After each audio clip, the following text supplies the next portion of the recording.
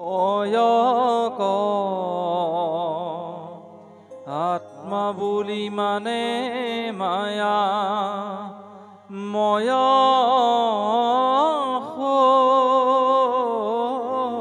হৃদক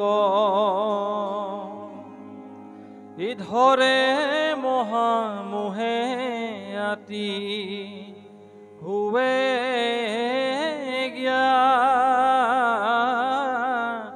নহৈন্য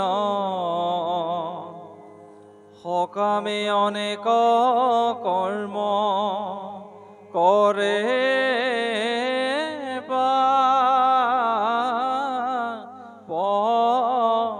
পুণ্য সেহি কৰ্ম ফল ভুঞ্জি ভ্ৰমে হাৰত ইনাহি অন্ত জীৱ ৰজাৰ তনা দুখ যত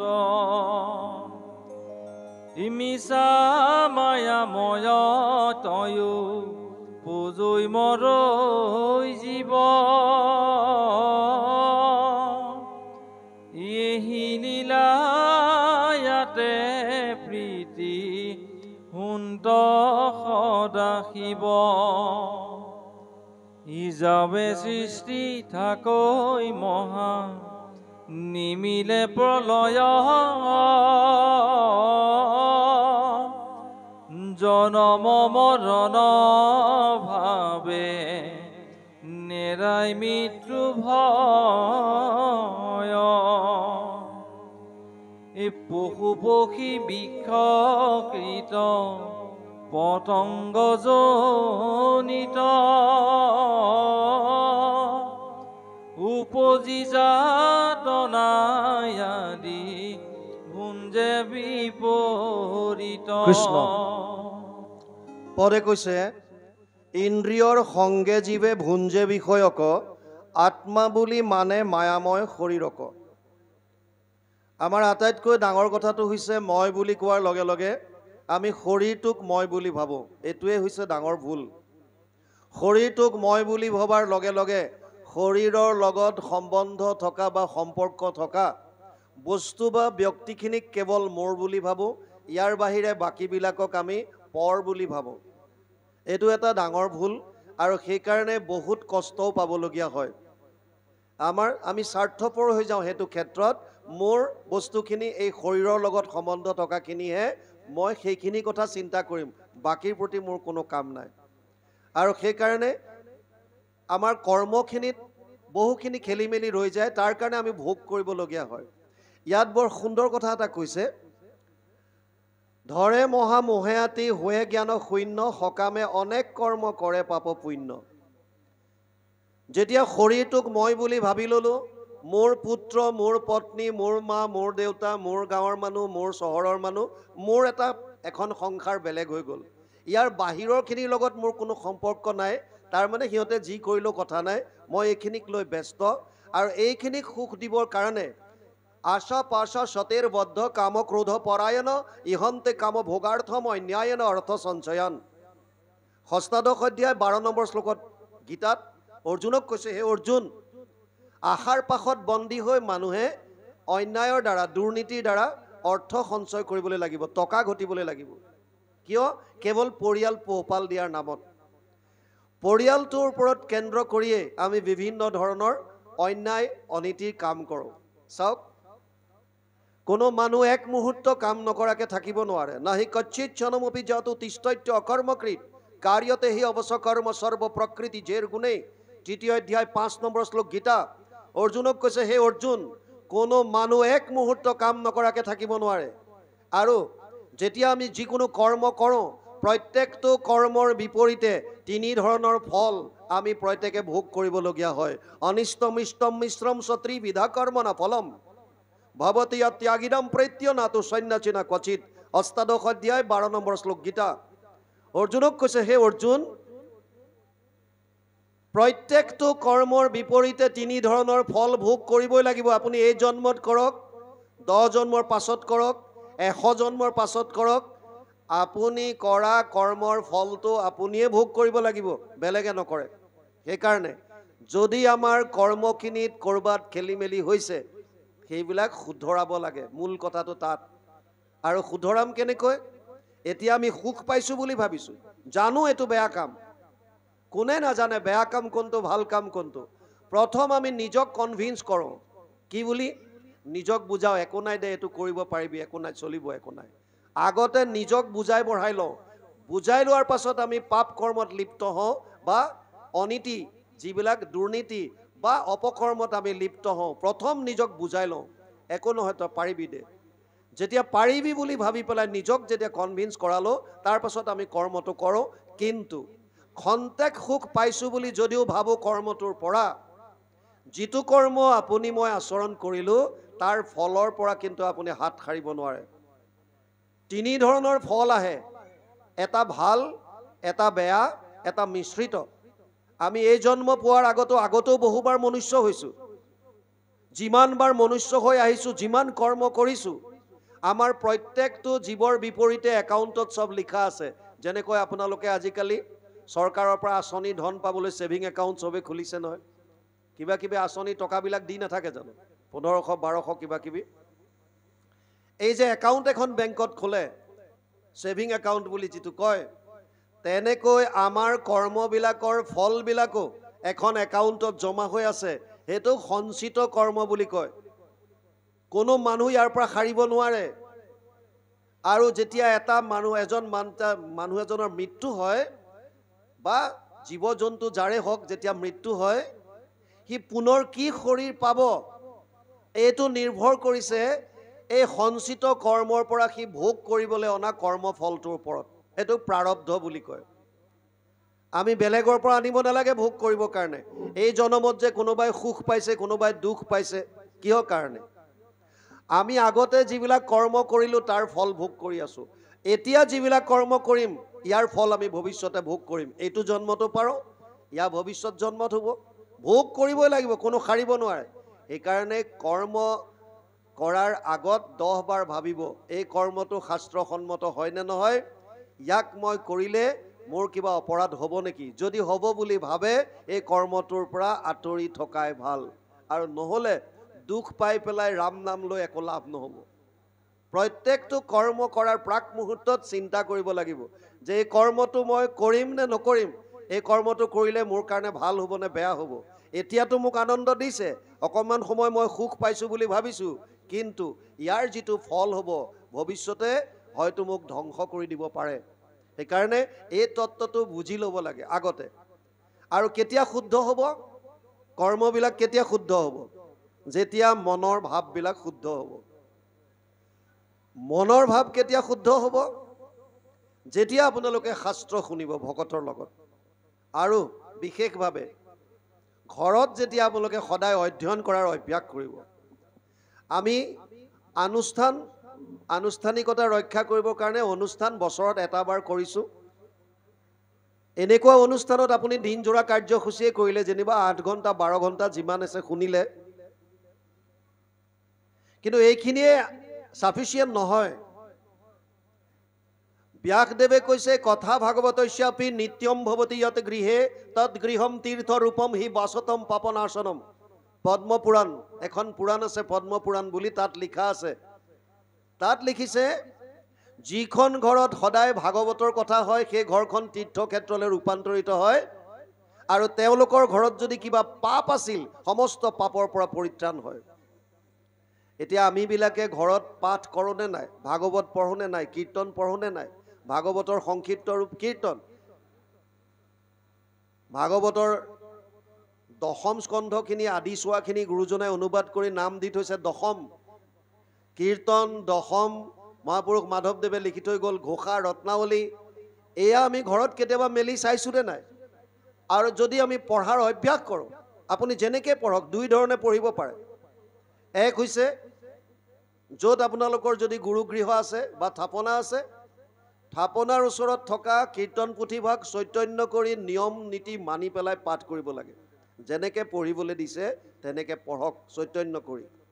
আৰু যদি নহয় বোলে মই কিতাপ হিচাপে পঢ়োঁ, তেতিয়া আপুনি চকীত বহি পঢ়িব পাৰে, বিচনাত বহি পঢ়িব পাৰে, যেনেকৈ পঢ়ে আপুনি পঢ়িব পাৰে, কোনো তাত অপৰাধ নাই, কোনো অপৰাধ নাই। জানিবৰ কাৰণে আপুনি যেনেকৈ হওক পঢ়িব পাৰে। দুটা কায়দাত পঢ়িব পাৰে, এটা হৈছে চৈতন্য, যেনেকৈ আজি ইয়াত হৈছে, যেনেকৈ গুৰুগৃহত সোমাই থপনাৰ ওচৰত থৈছোঁ, আমি তাত যেতিয়া পঢ়োঁ তেতিয়া স্নান আদি কৰি নিজে পবিত্ৰ হৈ ধূপ ধূনা জ্বলালোঁ, তাৰপাছত আমি অকণমান পাঠ কৰিলোঁ। 10 মিনিট 15 মিনিট অভ্যাস যদি কৰে, ভগৱানৰ নাম যদি আপোনাৰ ঘৰত যদি উচ্চাৰণ হ'বলৈ লয়, আপোনালোকে বুজিব পৰা নাই ইয়াৰ মাহাত্ম্য কেনেকুৱা। যদি সদায় কৃষ্ণৰ নাম আপোনাৰ ঘৰখনত যদি উচ্চাৰিত হয়, যিমান দূৰলৈকে কৃষ্ণৰ নাম বিয়পিব, সিমান দূৰলৈকে কোনো ধৰণৰ অপশক্তি আপোনাৰ ওচৰত আহিব নোৱাৰিব। ইমান নামৰ মাহাত্ম্য আছে। যেই নাম সেই হৰি, নাম মানে কৃষ্ণ, কৃষ্ণ মানে নাম। য'ত কৃষ্ণৰ নাম আছে, যিমান দূৰলৈকে ইয়াৰ ধ্বনি যাব, সিমান দূৰলৈকে কোনো ধৰণৰ অপশক্তিয়ে ক্ৰিয়া কৰিব নোৱাৰে। আৰু শাস্ত্ৰই বাৰে বাৰে এই কথাটোৱে কৈ আছে। কিন্তু তাৰ কাৰণে আমি অভ্যাস কৰিব লাগিব, সদায় ঘৰত পাঠ কৰিব লাগিব। এতিয়া ইয়াত কি কৈছে? ধৰে মহা মোহে আতি হোৱে জ্ঞান শূন্য, সকামে অনেক কৰ্ম কৰে পাপ পুণ্য, সেহি কৰ্ম ফল ভুঞ্জি ভ্ৰমে সংসাৰত, নাহি অন্ত জীৱৰ যাতনা দুখ যত। আমি যিবিলাক কৰ্ম কৰিলোঁ আগতে এতিয়ালৈকে সববিলাক জমা হৈ আছে। আগৰ কৰ্মবিলাক যিবিলাক জমা হৈ আছিল, আমি এইটো শৰীৰ ধাৰণ কৰাৰ আগতে তাৰ পৰা এটা অংশ ভোগ কৰিবলৈ আনিছোঁ। আপোনালোকে গোটেই প্ৰক্ৰিয়াটো ভালকৈ বুজক। প্ৰত্যেকটো জীৱই মনুষ্যৰ শৰীৰ পাই যিমান কৰ্ম কৰিছে, এই জন্মতে হওক আগৰ জন্মত হওক, সকলোখিনি জমা হৈ আছে, তাক সঞ্চিত কৰ্ম বুলি কয়। এটা জীৱ নষ্ট হোৱাৰ পাছত বেলেগ শৰীৰ কি পাব? দেৱতা হ'বনে, কুকুৰ মেকুৰী হ'বনে, মানুহ হ'বনে, কি হ'ব? এই কথাখিনি নিৰ্ভৰ কৰিছে এই সঞ্চিত কৰ্মৰ পৰা ভোগ কৰিবলৈ অনা অংশটোৰ ওপৰত, যাক প্ৰাৰব্ধ বুলি কয়। প্ৰাৰব্ধত যদি কেৱল পুণ্য আহিল, যদি ভাল আহিল আপোনাৰ বা জীৱৰ, তেতিয়া সি স্বৰ্গলোকত যাব, দেৱতা হৈ থাকিব। কেতিয়ালৈকে? তে ত্বম ভুক্ত্বা স্বৰ্গলোক বিশালম চীনে পুইনে মৰ্তলোকম বিশন্তি। 9ম অধ্যায় 21 নম্বৰ শ্লোক গীতাত কৈছে, হে অৰ্জুন, এটা জীৱ তেতিয়ালৈকে দেৱতা হৈ থাকিব পাৰিব যেতিয়ালৈকে তাৰ পুণ্য সঞ্চিত হৈ থাকে। পুণ্য ক্ষয় ভৰিলে পুনৰ নৰকত মজয়। পুণ্য শেষ হোৱাৰ লগে লগে পুনৰ নৰক ভুঞ্জিব লাগিব, 84 লাখ যোনিত ভ্ৰমণ কৰিব লাগিব। আৰু যদি কেৱল পাপ আহে, তেতিয়াহ'লে অধোজনী পায়। এই যিমানবিলাক আমি কীট পতংগ, পোক পৰুৱা, কুকুৰ মেকুৰী যিমান দেখা পাইছোঁ, এইবিলাক হৈছে অধোজনী বুলি কয়, পাপৰ জনী। পাপ ভোগ কৰিবলৈ আহিছে। কেতিয়ালৈকে থাকিব? যেতিয়ালৈকে যিখিনি কৰ্ম ভোগ কৰিবলৈ আনিছে, সেইখিনি যেতিয়ালৈকে আছে, তেতিয়ালৈকে পোক পৰুৱা, জীৱ জন্তু, যত যিমান ইতৰ প্ৰাণী আছে, এইবিলাক হৈ থাকিব। পাপ শেষ হোৱাৰ লগে লগে সেইটো শৰীৰ নাশ কৰি পুনৰ যাব। মানুহৰ শৰীৰ কেতিয়া পায়? যেতিয়া পাপ পুণ্যৰ মিশ্ৰিত কৰ্মফল আহিব। মিশ্ৰিত কৰ্মফল 100 কোটি জন্মান্তৰে হোৱে মহাভাগ নৰ শৰীৰক জীৱে তেবে পাৱে লাগ। বহুত পুণ্যৰ ফলত মানুহৰ শৰীৰ পায়। আৰু মানুহৰ শৰীৰত আমি মিশ্ৰিত কৰ্মফল লৈ আহিছোঁ, সুখ আৰু দুখ, ভাল আৰু বেয়া। ভাল আৰু বেয়া কৰ্মফল অনাৰ কাৰণে, পাপ পুণ্য লৈ অহাৰ কাৰণে প্ৰত্যেকটো মনুষ্যই জীৱনত সুখ আৰু দুখ দুইটা ভোগ কৰিবলগীয়া হয়। তাৰ মানে এনেকুৱা কোনো মানুহ পৃথিৱীত নাই যি ক'ব পাৰে বুকুত হাত দি যে মই জন্ম লোৱাৰ পৰা মৃত্যুলৈকে কেৱল সুখ পাইছোঁ। এনেকুৱা কোনো পৃথিৱীত নাই যোনে ক'ব যে মই জন্মৰ পৰা মৃত্যুলৈকে কেৱল দুখ পাইছোঁ। অসম্ভৱ। কিয়? কাৰণ আমি প্ৰাৰব্ধত ভাল আৰু বেয়া মিশ্ৰিত কৰ্ম লৈ আহিছোঁ। কাৰোবাৰ ভালৰ অংশটো যদি বেছি হয়, তেতিয়াহ'লে সি সুখ বেছি ভোগ কৰিব। যদি বেয়াৰ অংশ বেছি হয়, তেতিয়া দুখ পাব। ভাল বেয়াৰ মিশ্ৰিত কৰ্মফল লৈ অহাৰ কাৰণেই সুখ আৰু দুখ আমি এইটো জন্মত ভোগ কৰিবলগীয়া হৈছে। গতিকে ইয়াক লৈ কোনো টেনশ্যন ল'বলগীয়া নাই। এতিয়া আমি কি কৰিছোঁ? এই কামখিনিহে আচল। যিটো লৈ আহিছোঁ, ভাল বেয়া যি আহিল আহিল, আপুনি মই এতিয়া কি কৰিম? আমি আনতে লৈ আহিলোঁ সেইটো। আমাৰ জীৱনৰ সুখ দুখৰ ওপৰত কেইবাটাও কথাই নিৰ্ভৰ কৰিছে, ভালকৈ বুজি লওক। এটা হৈছে প্ৰাৰব্ধ, যিটো আমি লৈ আহিলোঁ। 25% জীৱনৰ সুখ দুখ নিৰ্ভৰ কৰিছে আমাৰ কৰ্মফল। 25% নিৰ্ভৰ কৰিছে আইসকলৰ ওপৰত। সন্তান জন্ম দিওঁতে গৰ্ভত যেতিয়া সন্তান এটা থাকে তেতিয়া সেই গৰ্ভৱতী মহিলাগৰাকীয়ে খাদ্যৰ পৰা বুলি চিন্তা চৰ্চালৈকে গোটেইখিনি বস্তু নিৰ্ভৰ কৰিছে আৰু সন্তানটোৰ ওপৰত প্ৰভাৱ পৰিছে। এই গৰ্ভৱতী মহিলাগৰাকীয়ে কি খাইছে আৰু 5টা জ্ঞানেন্দ্ৰিয়ৰ দ্বাৰা কি জ্ঞান অৰ্জন কৰিছে দিনটোত, ভাল কথা শুনিছেনে নাই, বেয়া কথা শুনিছে, কেৱল শাহু বোৱাৰীৰ সন্দেহা সন্দেহী চাইছে, কাজিয়া চাইছে টিভিত নে কি চাইছে? আপুনি দৈনন্দিন জীৱনত গৰ্ভৱতী মহিলাগৰাকীয়ে কেনেধৰণে চিন্তা চৰ্চাৰ মাজেৰে পাৰ কৰাইছে? প্ৰত্যেকটো চিন্তা ভাৱনাই আপোনাৰ লগত সন্তানটোৰ এডাৰ নাৰীৰ সম্পৰ্ক আছে। নাৰীডালৰ নাম হৈছে আপ্যায়নী নাৰী। আপ্যায়নী নাৰীৰ দ্বাৰা গৰ্ভত থকা সন্তানটোৰ লগত আইগৰাকীৰ সম্পৰ্ক আছে। সেইকাৰণে তেওঁ যি খাদ্য খায় প্ৰত্যেকটো ৰস হিচাপে গৈ শিশুটোৱে পায় আৰু যি চিন্তা কৰে প্ৰত্যেকটো চিন্তাৰ প্ৰভাৱ শিশুটোৰ ওপৰত পৰে।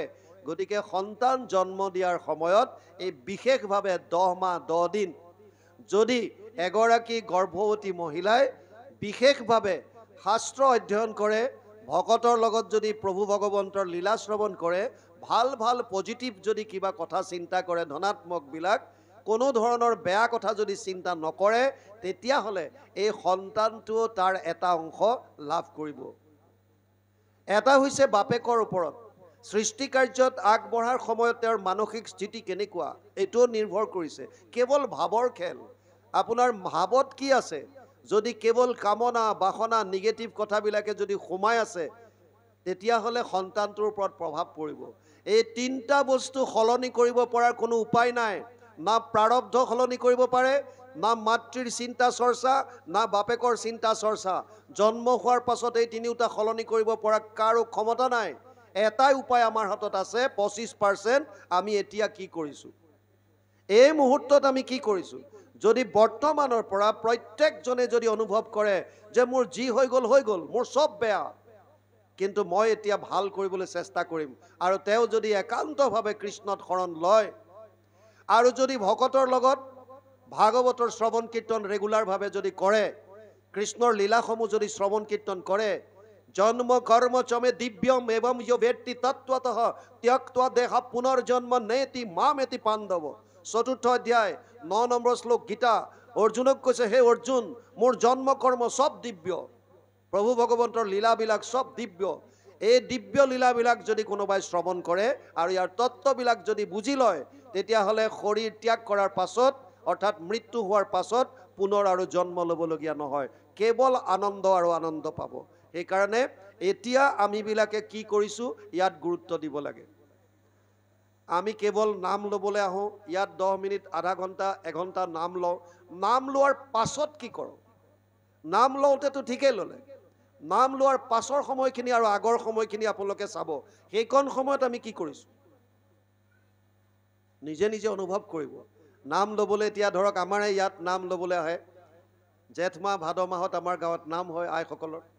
আমি নাম ল'বলৈ আহিলোঁ, ঠিক নামঘৰলৈ আহিছোঁ, নাম ল'বলৈ আহিছোঁ।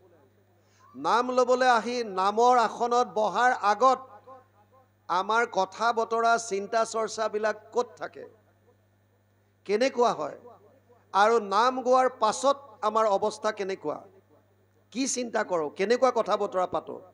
যদি সেই সময়ত পৰচৰ্চা, পৰনিন্দা, বেলেগৰ দোষ খুচৰা কিবা কিবি যদি নামৰ পৰা উঠিয়ে যদি কথা পাতিছে, নামৰ যিকণ পুণ্য পাবলগীয়া আছিল 0টো পাব, একো নাপায়। আপুনি কিমান পুণ্য কৰিব পাৰিছে এইটো ডাঙৰ কথা নহয়, চেষ্টা কৰক পাপ নকৰাকৈ থাকক। কাৰোবাক উপকাৰ কৰিব পাৰিছেনে নাই এইটো ডাঙৰ কথা নহয়, চেষ্টা কৰক কাৰো অপকাৰ নকৰিব। আপুনি জীৱনত পুণ্য অৰ্জন কৰিব পাৰিছেনে নাই একো ডাঙৰ কথা নহয়, নাই পৰা পাপ অৰ্জন নকৰাকৈ চেষ্টা কৰক, নকৰক। পাপ, পৰনিন্দা, পৰচৰ্চা, পৰৰ হিংসা কৰা, দ্বেষ কৰা, এইবিলাক বস্তু যদি আমি কৰোঁ তেতিয়াহ'লে আমি তাৰ পৰা পৰিত্ৰাণ পাব নোৱাৰোঁ। ভগৱানে কৈছে, অদ্বেষ্ট সৰ্বভূতানাম মৈত্ৰ কৰুণ এবচ নিৰ্মম নিৰহংকাৰ সম দুঃখ সুখ ক্ষমী সন্তুষ্ট সততাম যোগী অততাম দৃঢ় নিশ্চয় ময় অৰ্পিত মনোবুদ্ধিৰ যমদ ভক্ত সমে প্ৰিয়। 12শ অধ্যায় 13 আৰু 14 নম্বৰ শ্লোক। ভগৱানে কৈছে হে অৰ্জুন মোৰ সেইসকল প্ৰিয় কোনসকল যিবিলাক অদ্বেষ্টা সৰ্বভূতানাম সমস্ত প্ৰাণীৰ প্ৰতি যাৰ মনত কোনো ধৰণৰ বেয়া ভাৱ নাই এতিয়া আমাৰ আছেনে নাই বেয়া ভাৱ এইটো আমি নিজে নিজে উপলব্ধি কৰিব লাগিব কোনেও আপোনাক বেলেগে আহি পেলাই ভাৱটো আপোনাক শুদ্ধ কৰাব নোৱাৰে আপুনি নিজেই কৰক কেতিয়া পাৰিব একান্ত মনে যদি সদায় যদি আপুনি অধ্যয়ন কৰে দেখিব যে লাহে লাহে লাহে লাহে মনৰ যিমান মলিনতা আছে যিমান কলুষতা আছে নাইকিয়া হ'ব নাইকিয়া হ'লে কি হ'ব পৰম আনন্দ প্ৰস্ফুলিত হৈ আহিব আপোনাৰ ইয়াত ভিতৰতে আপুনি লাভ পাব আৰু আপোনাৰ ভিতৰখন যেতিয়া আনন্দত সদায় যেতিয়া আনন্দত থাকিব ইয়াৰ প্ৰতিস্ফলন আপোনাৰ ফেচত আহিব আপোনাৰ মুখত আহিব কিয় গম পাব যে আপোনাৰ ভিতৰত কি আছে আমি মুখখন চাই গম পাওঁ ইংলিছত এষাৰ কথা আছে face is the index of heart এই হৃদয়ত কি আছে এই বস্তুটো আপোনাৰ মুখত গম পাই যায় সেইকাৰণে মুখখন যদি সুন্দৰভাৱে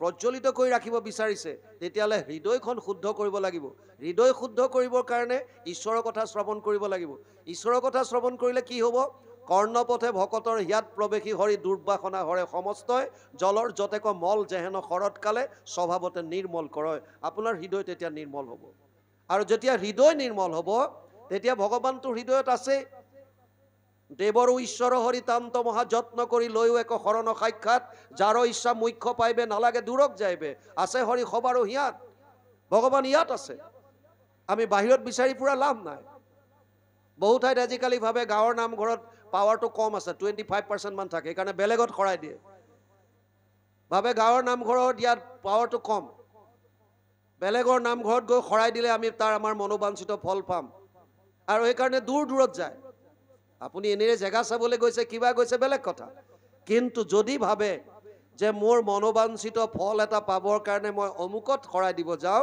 এইটো ভুল ধাৰণা বিস্তাৰ গৰ্তত থকা কীটটোত যিজন ভগৱান বিৰাজমান হৈ আছে আপোনাৰ মোৰ শৰীৰত যিজন ভগৱান ব্যাপ্তমান হৈ আছে ব্ৰহ্মাৰ শৰীৰত যিজন ভগৱান ব্যাপ্তমান হৈ আছে এইজন এজনেই কোনো বেলেগ বেলেগ নহয় সেইকাৰণে শ্ৰদ্ধা সহকাৰে আপুনি যদি আপোনাৰ য'ত থাপনা আছে গুৰুগৃহ আছে তাতে যদি আপুনি সেৱা কৰি মনৰ সম্পূৰ্ণ যদি আপুনি কথা উদঙাই ভগৱানৰ লগত পতাৰ যদি অভ্যাস কৰে তাতে আপুনি চব পাব আপোনাৰ অন্তৰ্যামী ৰূপে হৃদয়তে আছে ভগৱান আপুনি কি বিচাৰিছে চব জানে কেৱল এটা মাত্ৰ কৰিবলৈ চেষ্টা কৰিব লাগে সমস্ত প্ৰাণীৰ প্ৰতি প্ৰেম ভাৱ আমি ভক্তি মাৰ্গত আছো বিশেষকৈ আমাৰ গাঁওখন আমি এক শৰণত আছো কৃষ্ণকে আমি সুহৃদ বান্ধৱ বুলি আমি মানিলো আশ্ৰয়দাতা বুলি মানিছো 100% আমি এক শৰণত আছো তথাপিও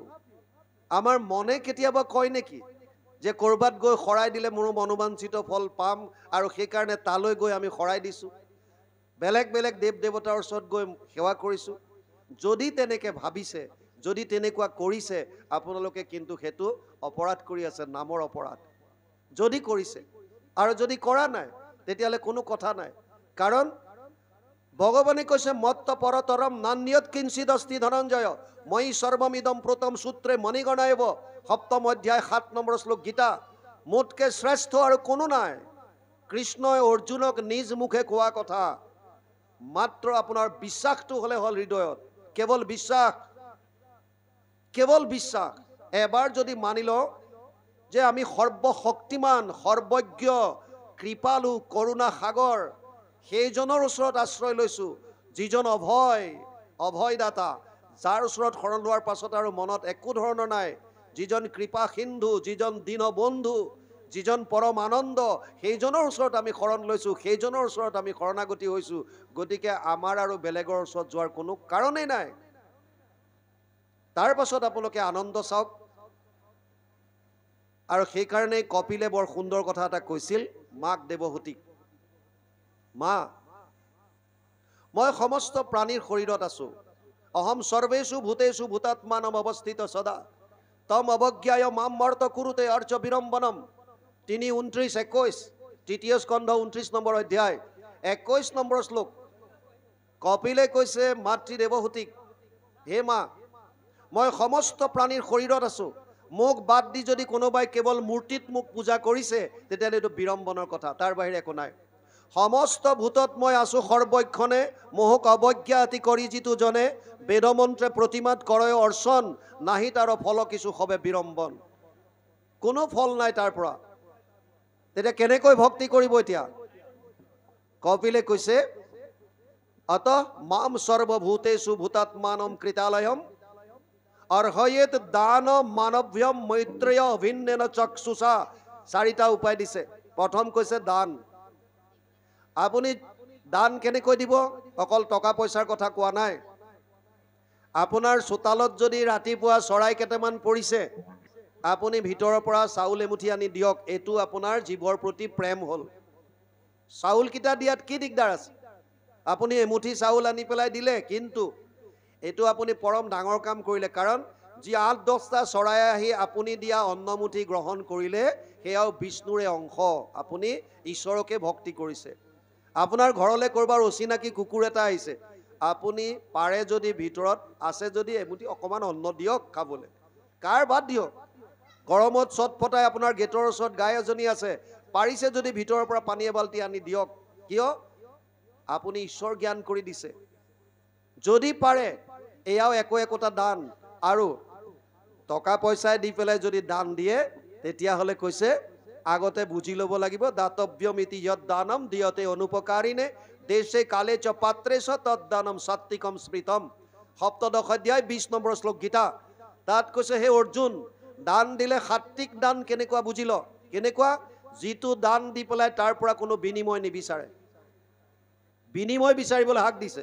আমি কাৰোবাৰ বিয়াত যদি আঙুঠি এটা দিওঁ, মাহী পেহী বাইদেউৰ কোনোবাৰ মিতিৰ কুটুমৰ কাৰোবাৰ ল'ৰা ছোৱালীৰ বিয়াত যদি সোণৰ আঙুঠি এটা দি থওঁ, মনে মনে ভাবি থাকোঁ যে আমাৰ ল'ৰা বা ছোৱালীৰ বিয়াত সিহঁতে কি দিয়ে চাই ল'ম। কাৰণ আমি সিহঁতৰ ল'ৰা বা ছোৱালী বিয়াত দিছোঁ, গতিকে তাৰ বিনিময়ত আমাক দিয়ে নে নাই চাম। এতিয়া আপোনাৰ ল'ৰা বা ছোৱালীৰ বিয়াত যদি 100টাও সোণৰ আঙুঠি উঠেল, তথাপিও আপোনাৰ মনত সন্তুষ্ট নাই যদি সেই ঘৰে নিদিয়ে যি ঘৰক আপুনি সোণৰ আঙুঠি দিছিল। কিয়? কাৰণ আপুনি বিনিময় বিচাৰিছে। মই বিনিময় বিচাৰিছোঁ। এই ভাৱবিলাক দানত এৰিব লাগে। আপুনি এবাৰ দিলে পাহৰি যাওক। 1 গুণ লগালে সহস্ৰ গুণ হয়। আপুনি দি পেলাই পাহৰক। যি দিলে দিলে, বছ পাহৰি যাওক। এইটো আপোনাৰ কৰ্মটো যে আপুনি কৰিলে, এই কৰ্মটোৰ পুণ্য আপুনি পাবই। 1 গুণ লগালে সহস্ৰ গুণ আহে। এইটো কোনো প্ৰয়োজন নহয় যে যাক দিছে সিয়ে আপোনাক ৰিটাৰ্ণ দিব। কোনো কথা নাই। এইজনো ভগৱানৰে অংশ, বাকীবিলাকো ভগৱানৰে অংশ। ভগৱানে 4টা হাতে কোনফালৰ পৰা আপোনাক কেনেকৈ সহায় কৰে আপুনি একো গম নাপাব। সেইকাৰণে দান দিয়াৰ ক্ষেত্ৰত বিশেষভাৱে দিয়াৰ পাছত পাহৰি যাবলৈ কৈছে। কোনো ধৰণৰ মনত ৰাখিব হাক দিছে। আৰু দেশ কাল পাত্ৰ চাই পেলাইহে দান দিয়াৰ কথা কৈছে। দ্বিতীয়ত কৈছে মান। অমানিনা মানদেনা। নিজে মান বিচাৰিবলৈ হাক দিছে। বেলেগক সন্মান দিবলৈ কৈছে। যিমান পাৰে নিজকে তৃণাদপি শুনিছেন তৰুৰী বা সহিষ্ণুনা অমানিনা মানদেনা নিত্যদা কীৰ্তয়ন্তু হৰি। নিজক এডাল তৃণতকৈ সৰু বুলি ভাবিবলৈ কৈছে। গছজোপাৰ দৰে সহিষ্ণু হ'বলৈ দিছে। মান বিচাৰিবলৈ হাক দিছে, বেলেগক দিবলৈ কৈছে। আৰু সদায় কৃষ্ণৰ কীৰ্তন কৰিবলৈ কৈছে। অমানিনা মানদেনা নিত্যদা কীৰ্তয়ন্তু হৰি। কপিলে কৈছে মা, মোক তুমি কেনেকৈ সেৱা কৰিবা শুনা। প্ৰথমতে তুমি সমস্ত প্ৰাণীক দান দিবলৈ চেষ্টা কৰা। দ্বিতীয়তে মান দিবলৈ চেষ্টা কৰা। তৃতীয়ত তুমি মৈত্ৰতাৰ ভাৱ আচৰণ কৰা সকলোৰে লগত। বন্ধুত্বৰ ভাৱ, কাৰো প্ৰতি বেয়া ভাৱ নাই। আমি শৰীৰটোক মই বুলি ভবাৰ কাৰণে মোৰ পৰিয়ালটোৰ মানুহখিনিকে আপোন বুলি ভাবোঁ। তাৰ বাহিৰে বাকীবিলাক আমি বেয়া বুলি ভাবোঁ, পৰ বুলি ভাবোঁ। গতিকে তেওঁলোকৰ প্ৰতি মনত দ্বেষ ভাৱ আহে। যদি মই আত্মা বুলি ভাবোঁ, তেতিয়াহ'লে আপোনাৰ মোৰ মাজত একো ডিফাৰেঞ্চ নাথাকিব। আমি চব আত্মা। আৰু আত্মা বুলি ভবাৰ লগে লগে মনত কোনো বিদ্বেষ নাই। তেতিয়া সকলোৰে প্ৰতি এটাই ভাৱ, ভাল ভাৱ আহিব। সকলো আমি একেই অংশ, জীৱৰ প্ৰভু ভগৱানৰ অংশ। গতিকে কাৰো প্ৰতি কি দেশ কৰিব লাগে, কি বিদ্বেষ ভাৱ আনিব লাগে? চব সমান। কাৰো প্ৰতি বেয়া ভাৱ আনিবলগীয়া নাই। আৰু শেষত কৈছে কপিলে অভিন্নেন চক্ষুষা। অভিন্নেন মানে ভিন্নভাৱে চাবলৈ হাক দিছে।